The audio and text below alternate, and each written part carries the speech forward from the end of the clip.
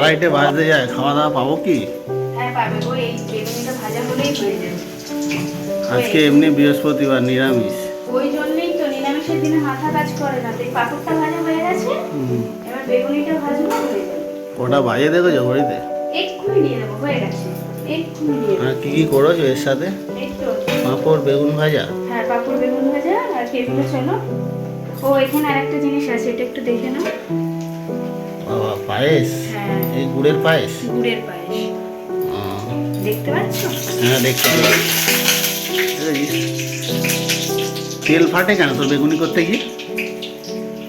নতুন কারিগর যা হয়। চলো চলো বাবা, চলো খেতে দেবে, চলো। চলো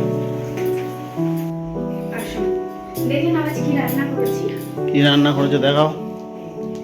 বাহ, নিরামিষ ফ্রাইড রাইস। আর এই হচ্ছে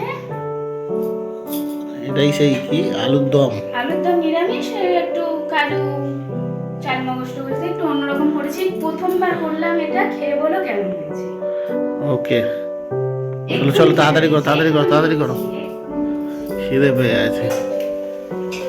সকালে এসে একটু মুড়ি আর জল খাইয়ে আর ব্যাস 3টে বেজে গেল। এই তো হয়ে গেছে। আর ভাজতে হবে না এখন? না না, আর ভাজবো না, এই গ্যাস অফ করে দেবো। একটা ছেড়ে দিই, একটা দুটো ছেড়ে গ্যাস অফ করে তোমার খেতে দিয়ে দিচ্ছি। এটা হতে থাকো। বাটিটা, ওই বাটির তলায় যে জলটা থাকে ওটা তেলে পড়ে, ওইটা পুরো সেই তেলের ওপরে নিয়ে যাবি, তাহলে কি করে হবে?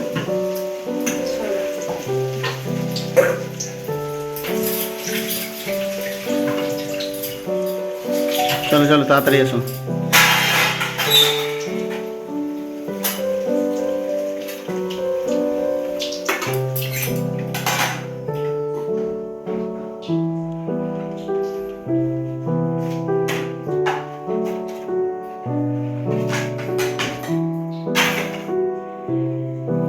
রাইস তোলা